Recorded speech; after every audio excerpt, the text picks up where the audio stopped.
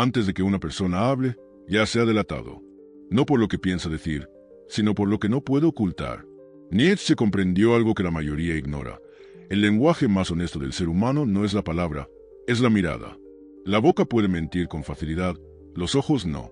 En ellos se filtra la verdad desnuda del instinto, de la voluntad, del miedo y del deseo de poder. Nietzsche no observaba rostros buscando simpatía, observaba tensiones. Sabía que el ser humano vive en constante contradicción entre lo que quiere mostrar y lo que realmente es. Y esa grieta aparece primero en los ojos. Una mirada que huye no habla de timidez, habla de conflicto interno. Es la señal de alguien que no soporta sostener su propia imagen frente a otro. No es debilidad física, es desorden interior. Hay pensamientos que no quieren ser vistos porque ni siquiera han sido aceptados por quien los alberga. Por otro lado, la mirada excesivamente fija tampoco es fortaleza. Al contrario de lo que muchos creen, quien clava los ojos de forma rígida suele estar compensando una inseguridad profunda. Nietzsche veía ahí una voluntad artificial, una máscara. Es el intento desesperado de imponer presencia cuando no se posee autoridad real.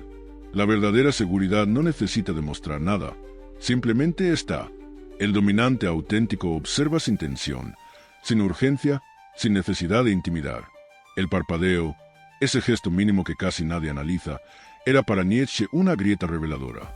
No se trata de mentiras elaboradas, sino de mentiras emocionales. Cuando alguien parpadea de forma irregular ante ciertos temas, no está ocultando datos, está ocultándose a sí mismo. Ahí aparece la incomodidad, el rechazo interno, la resistencia a una verdad que amenaza su autoimagen. Nietzsche entendía que el ser humano miente primero para sobrevivir psicológicamente, no para engañar a otros. Este primer nivel de lectura no busca juzgar, busca situar. Nietzsche no observaba para moralizar, observaba para comprender la estructura interna del otro. Porque quien entiende la estructura domina el juego.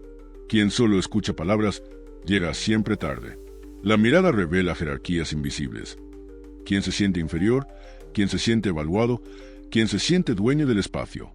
Hay algo todavía más profundo. Nietzsche percibía cuando una persona mira buscando permiso. Esa microbúsqueda de aprobación, casi imperceptible, delata una vida entera de adaptación. Son personas que han aprendido a existir en función del otro, no de sí mismas. Frente a ellos, el filósofo no sentía odio ni compasión. Veía previsibilidad, y lo previsible nunca gobierna. Este tópico es el inicio de una lectura más amplia. Porque aprender a leer la mirada no es un truco social, es una transformación interna. A partir de aquí, el observador deja de reaccionar y empieza a anticipar. Empieza a entender que la mayoría de los conflictos, alianzas y traiciones ya estaban escritos antes de pronunciar la primera palabra. Nietzsche sabía que quien domina la observación domina el ritmo, y quien domina el ritmo domina la relación. Este primer paso entrena al ojo para ver lo que otros ignoran, no para volverte paranoico, sino para volverte lúcido, porque la lucidez no tranquiliza, despierta. En el siguiente nivel, esta observación se amplía del rostro al cuerpo entero, porque cuando la mirada ya ha hablado, el cuerpo termina de confesar, y ahí es donde aparece algo todavía más peligroso: el resentimiento. Si la mirada revela el conflicto interno, el cuerpo revela la historia completa. Nietzsche comprendió que el resentimiento no es una emoción momentánea, es una postura vital. Se incrusta en los músculos, se vuelve hábito, se transforma en forma de estar en el mundo. El resentido no solo piensa de cierta manera, camina, se siente, reacciona desde esa herida. Nietzsche veía el resentimiento como una fuerza pasiva, reactiva, incapaz de crear. Pero, sobre todo, sabía reconocerlo sin necesidad de escuchar discursos. El cuerpo del resentido habla incluso cuando intenta parecer correcto. Los hombros caídos no son cansancio físico, son la expresión de alguien que ha renunciado a imponerse. Es la postura de quien espera que el mundo se adapte a él, en lugar de adaptarse al mundo para dominarlo. Uno de los signos más claros es la crítica constante. El resentido no construye, compara. No avanza, observa el avance ajeno con incomodidad. Nietzsche detectaba esto en los gestos mínimos. Una sonrisa que llega tarde cuando alguien triunfa, un asentimiento forzado, una tensión involuntaria en la mandíbula. No es odio abierto, es algo más venenoso, la incapacidad de alegrarse por la fuerza del otro. El resentimiento también se delata en la forma de ocupar el espacio. El cuerpo se cierra, se protege, se repliega. Brazos cruzados, Piernas rígidas, movimientos contenidos. No es prudencia, es defensa. El resentido vive anticipando agresiones que no llegan, porque su verdadera batalla es interna. Ha perdido una guerra consigo mismo y ahora necesita justificar esa derrota. Nietzsche entendía que estas personas desarrollan una moral compensatoria. No pudiendo ser fuertes, glorifican la debilidad. No pudiendo imponerse, llaman arrogancia al poder. No pudiendo crear, desacreditan al creador. Pero lo más importante no es lo que dicen, sino cómo lo encarnan. El cuerpo no sabe fingir durante demasiado tiempo. Hay otro detalle que Nietzsche observaba con precisión quirúrgica: el ritmo de reacción. El resentido reacciona tarde, pero guarda rencor largo. No confronta en el momento, acumula. Su cuerpo se tensa cuando recuerda, no cuando actúa. Esto lo vuelve peligroso de una forma silenciosa. No ataca de frente, erosiona. No desafía, murmura. Comprender esto cambia por completo tu percepción social. Empiezas a distinguir entre quien compite contigo y quien te observa esperando tu caída. Nietzsche no perdía energía luchando contra resentidos. Sabía que el resentimiento consume a quien lo porta. Su estrategia era otra: avanzar, crecer, elevarse. El resentido no puede seguir el ritmo de quien se expande. Este tópico no busca enseñarte a despreciar, sino reconocer, porque confundir resentimiento con humildad es un error costoso. Confundir crítica con inteligencia es una trampa frecuente. Nietzsche enseñaba a mirar con frialdad, no con moral, a leer fuerzas, no intenciones declaradas. A partir de aquí, la lectura se vuelve más estratégica. Ya no se trata solo de detectar heridas, sino de identificar jerarquías reales. Porque cuando el resentimiento queda al descubierto, aparece su opuesto natural, la dominancia. Y esa dominancia no siempre grita, muchas veces simplemente ocupa su lugar. En el siguiente tópico, la observación se afina todavía más. Pasamos de leer emociones a leer posiciones. Porque en toda interacción, alguien lidera y alguien sigue, incluso cuando ambos creen estar en igualdad. Una vez que aprendes a leer la mirada y a reconocer el resentimiento en el cuerpo, ocurre un cambio irreversible. Dejas de ver personas aisladas y empiezas a ver posiciones. Nietzsche entendía que la vida no se organiza por intenciones, sino por jerarquías. No jerarquías morales, sino jerarquías de fuerza, de iniciativa, de presencia. Y esas jerarquías se manifiestan antes de que alguien intente ocuparlas conscientemente. El dominante auténtico no se anuncia. No necesita hacerlo. Se reconoce por la forma en que entra en un espacio y cómo ese espacio se reorganiza a su alrededor. Nietzsche observaba quién invade el territorio y quién cede sin darse cuenta. El sumiso retrocede medio paso, ajusta su postura, reduce su volumen corporal. No lo decide, lo ejecuta de manera automática. Es un reflejo aprendido a lo largo de años. El uso del espacio es clave. El dominante se mueve como si el entorno le perteneciera, no con arrogancia, sino con naturalidad. El sumiso, en cambio, se adapta constantemente. Ajusta su posición, evita estorbar, busca encajar. Nietzsche veía ahí la diferencia entre quien actúa desde su centro y quien actúa desde la reacción. Uno crea ritmo, el otro lo sigue. El ritmo al caminar también delata la posición interna. El dominante no se apresura, pero tampoco duda. Su paso es estable, continuo, sin sobresaltos. El sumiso camina con microvariaciones. Acelera, frena, observa. No porque sea prudente, sino porque está calibrando constantemente al entorno. Vive midiendo fuerzas en lugar de ejercerlas. Hay un detalle aún más revelador: quién pide permiso y quién actúa. El dominante actúa primero y explica después, si es necesario. El sumiso pregunta, valida, espera aprobación. Nietzsche entendía que esta diferencia no nace del contexto, sino del carácter. Incluso cuando el sumiso obtiene poder externo, su cuerpo sigue delatando su antigua posición. La historia interna tarda en actualizarse. Este tópico desmonta una ilusión peligrosa: la igualdad espontánea. Nietzsche no creía en ella.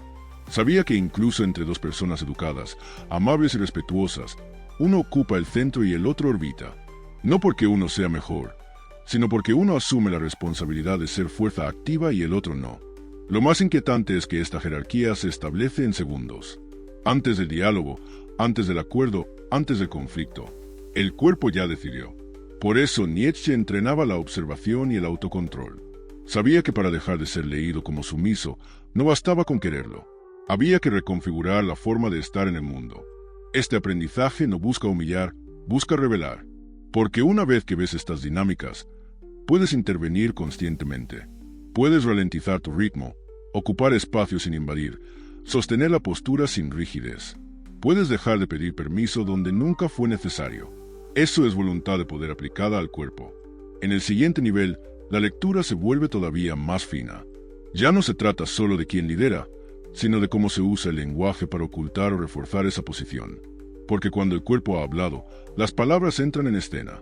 Y ahí, el silencio se convierte en la herramienta más peligrosa de todas. Cuando el cuerpo ya ha revelado la posición de cada uno, las palabras entran en juego como máscaras. Nietzsche no se dejaba hipnotizar por discursos elaborados. Sabía que el lenguaje, lejos de aclarar, suele usarse para esconder. Por eso escuchaba menos cuanto más hablaba alguien. No por desprecio, sino por comprensión profunda de la naturaleza humana. El primer signo que Nietzsche detectaba era la sobreexplicación. Quien necesita justificar cada acción, cada opinión, cada gesto, no está comunicando, está defendiéndose. No habla para compartir, habla para blindarse. Las palabras sobran porque la seguridad falta. La explicación excesiva es una confesión involuntaria de duda interior. El que está en paz con su posición no necesita convencer, simplemente actúa. También observaba al que interrumpe, no como un error social, sino como un síntoma psicológico. Interrumpir es un intento desesperado de existir dentro de la conversación. Es miedo a desaparecer, a no ser relevante. Nietzsche veía ahí una lucha silenciosa por el control del relato. Quien interrumpe teme que, si no toma la palabra, perderá el lugar que cree frágil. Pero el arma más incomprendida es el silencio. Nietzsche entendía el silencio no como ausencia, sino como presencia concentrada. El silencio estratégico crea tensión, y la tensión revela al otro. Cuando alguien guarda silencio en el momento justo, obliga al otro a llenarlo. Y en ese esfuerzo, el otro se expone. Habla de más, se contradice, se desnuda. El silencio del dominante no es vacío, es contención. No responde de inmediato, no reacciona por impulso. Deja que el otro se mueva primero. Esto no es manipulación vulgar, es comprensión del ritmo humano. La mayoría no soporta el silencio porque en él aparece la inseguridad. Nietzsche sabía esperar. Y en esa espera, observaba cómo el otro se entregaba sin darse cuenta. Hay un error común que Nietzsche evitaba: confundir elocuencia con inteligencia. Hablar bien no es pensar bien. Muchas veces es solo una forma elegante de esconder el caos interno. El pensamiento sólido no necesita ornamento constante. Por eso, quien domina el silencio suele dominar también la dirección de la interacción. Este tópico eleva la lectura a un nivel más sutil. Ya no basta con ver el cuerpo, ahora hay que escuchar lo que se dice y lo que se evita decir. Las pausas, los cambios de tono, las frases inconclusas. Todo eso forma parte del mapa psicológico del otro. Nietzsche no buscaba imponer silencio, lo utilizaba como espejo. Dejaba que el otro se revelara a sí mismo. Y cuando alguien se revela, pierde poder sobre quien observa con calma. Aquí la lectura se vuelve peligrosa, porque quien aprende a callar conscientemente empieza a gobernar la interacción sin levantar la voz. Pero aún falta el núcleo más profundo, porque detrás de palabras y silencios hay algo que mueve todas las acciones humanas, aunque pocos se atrevan a mirarlo de frente. En el último tópico, esa fuerza queda expuesta, no como teoría, sino como verdad incómoda, la voluntad de poder que guía cada gesto, cada ambición y cada renuncia.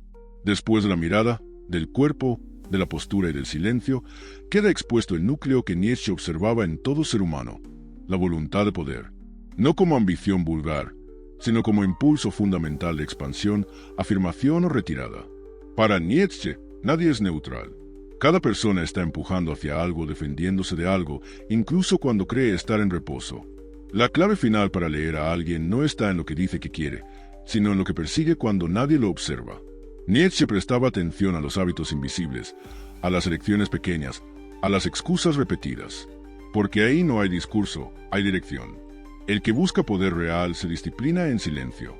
El que no lo busca, lo critica en voz alta. Una de las señales más claras es la relación con el riesgo.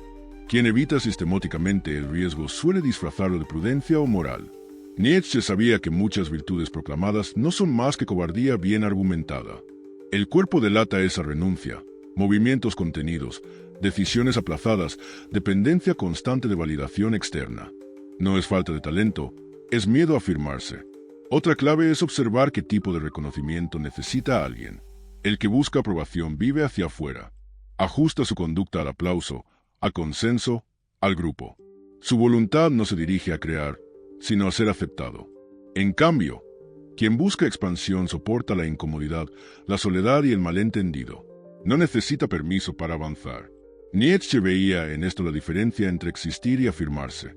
También observaba que excusas se repiten. Las excusas son mapas de la voluntad frustrada.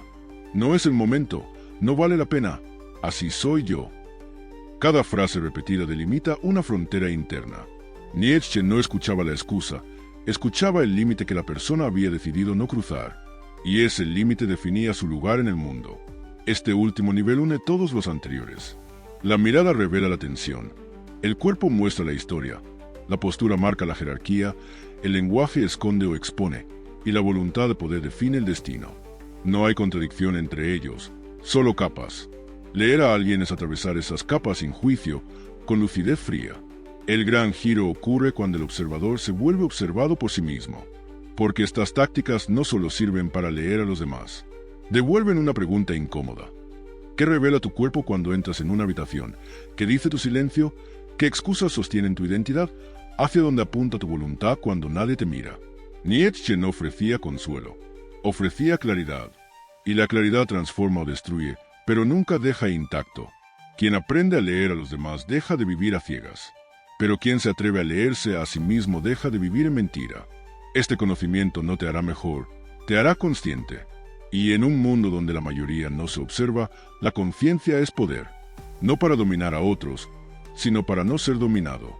Porque cuando ves las fuerzas que mueven a las personas, incluyéndote, ya no reaccionas, eliges.